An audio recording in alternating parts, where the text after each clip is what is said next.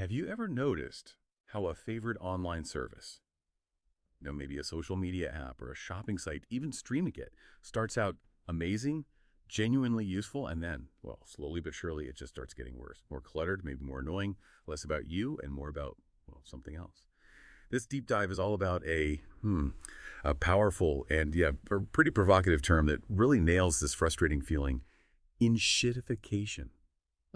Our doctor coined it back in 2022. And it's way more than just a catchy phrase, believe me. It's actually a critical way to look at the whole modern digital world. So our mission today is to really unpack what enshittification actually means. We want to explore its distinct stages, look at some real-world examples, ones you probably run into, understand the consequences for you and society broadly, and crucially talk about what, if anything, can be done about it. We've gathered a whole stack of sources for this: definitions, academic work, expert commentary, to really get to the heart of it.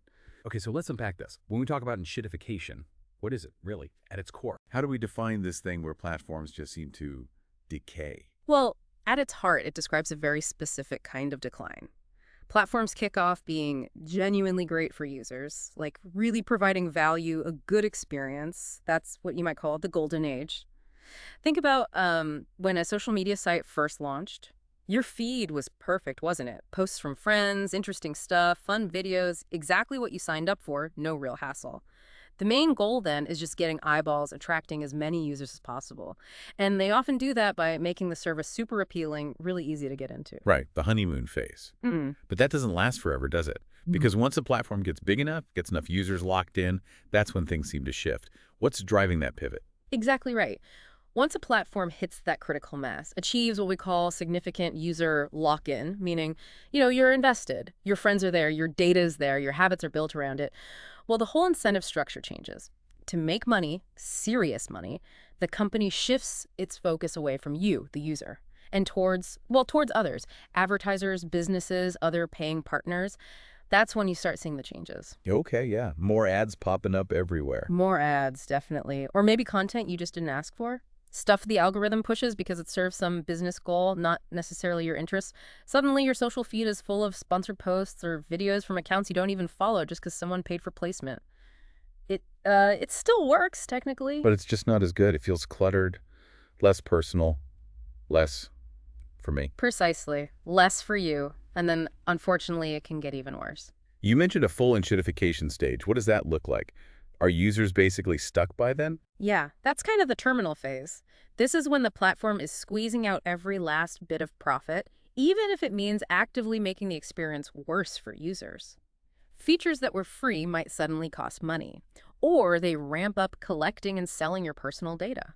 Our sources point to examples like Amazon starting to prioritize paid listings or maybe their own products over just showing you the best deal or the best product for you. Or you have to dig deeper to find the actual best option sometimes. Exactly. Or think about streaming services suddenly locking popular shows behind new, more expensive subscription tiers. And yes, users often feel trapped. The hassle of losing all your data, your connections, just learning a whole new interface, it often feels like too much, even if you're frustrated. And, for people interested in the tech side of things, what's really fascinating is that this isn't entirely new. Enshittification is like a digital version of older ideas. Like planned obsolescence, where things are designed to break. Sort of, yeah. Or like classic monopolistic behavior, but it's applied to these unique online platforms. It's a cycle, really, driven by clear economic incentives. Platforms leverage their dominance, that lock-in we talked about, and they prioritize revenue. They use data, algorithms, market power, all to keep you there while they, cut corners on the actual quality. The term itself, even though it's blunt. That's very blunt. It is, but it resonates because it points to deliberate design choices. It's not just bad luck or poor management causing the decline. It's intentional. Okay, so it's not just a slow, random slide into mediocrity. Do the sources actually break this down? Like, are there clear stages to this process? They do, and thinking of it like a 3-act play is actually quite helpful. Act 1 is initial quality. This is where platforms, often burning through investor cash, are laser-focused on attracting users. They offer great services, maybe even at a loss. The user experience is paramount. Everything feels easy, valuable. Okay, build the audience first. Makes sense. Then Act 2. Act 2 is the abuse of users. Once they've got that big user base and real market power, the priorities flip. They start favoring the business customers, the advertisers paying for reach, the suppliers wanting access. And this often comes at the direct expense of the user experience. Maybe your privacy settings get weaker, data security isn't as tight. It's all about milking value from those third parties. And the final act, terminal decline. Exactly. Terminal decline, Act 3. By this point, the platform's business model is set in stone, driven by profit. Users are locked in, maybe there aren't even good alternatives. So the incentive to keep things high quality, it really drops off. You see satisfaction plummet, maybe more data breaches. The platform just generally decays. It's that fundamental shift you see, from being user first to profit first. And it eventually hollows out the very thing that made it valuable to users in the first place. Okay, wow. So given this pattern, this progression, what are the red flags? As a user, how can I spot if a platform I rely on is heading down this path or maybe is already deep into it? Well, there are some pretty clear characteristics to watch out for. First, and maybe the most obvious, is seeing shareholder value consistently prioritized over the user experience. Every update, every change seems geared towards the bottom line, even if it makes things harder or more annoying for you. Right, like features getting buried under ads. Exactly. Second, look for signs of monopolistic control. If they don't face real competition, they have less reason to keep you happy or innovate meaningfully. Which leads to the third point. A lack of interoperability. It becomes really hard to move your data or connect with other services. That reinforces the lock-in. Making it harder to leave. Got it. Fourth, an increased reliance on advertising and targeted marketing. It just becomes more pervasive, more intrusive, maybe less relevant over time. And finally, you might notice decreased transparency. It gets harder to understand why you're seeing certain things or what's really happening with your data. They become less accountable. Yeah, and we've all felt this with some huge names, haven't we? Let's talk examples. Our sources mentioned Facebook.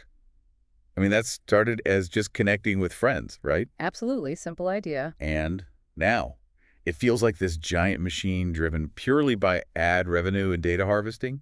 Your feed is, well, it's a mess sometimes. Sponsored stuff, suggested, posts the algorithm thinks you want, and then maybe somewhere in there an update from your cousin. It's a very different experience. Or think about Google search. Oh, yeah. Remember when it felt like magic? Yeah. Just clean, relevant results. Right. Now that degradation is pretty obvious. So many ads at the top, sometimes pushed results. You really have to scroll and sift through the sponsored clutter to find the genuinely useful organic link you were looking for. It's frustrating. Okay. Especially when you realize it's not an accident, it's the design. Precisely. And Amazon is another prime example mentioned. It built its reputation on being incredibly customer-focused. Earth's most customer-centric company, wasn't that the line? That was the line. But now, it often feels like it prioritizes its own profits, promoting Amazon's own brands or sellers who pay for top placement, even if there's a better or cheaper product just slightly further down the page. So you, the customer, have to do more work to find the actual best value because Amazon isn't always putting your best interests first anymore. That's the shift. So, okay, beyond just being annoying or making us scroll more, what are the bigger consequences here? What's the real-world ripple effect of this happening across so many platforms? Well, if you zoom out, the consequences our sources highlight are pretty significant. First, obviously, is decreased user trust and loyalty. Why stick with a platform that constantly makes your experience worse? Makes sense. Second, you see increased data breaches and privacy concerns. When data is primarily a commodity to be monetized, protecting it might become secondary to collecting more of it. Third, it leads to stagnation of innovation and competition. Dominant platforms, deep into enshittification, have less incentive to truly innovate. They might just buy out or crush potential competitors, which ultimately harms the whole ecosystem. So fewer new ideas get a chance to grow. Exactly.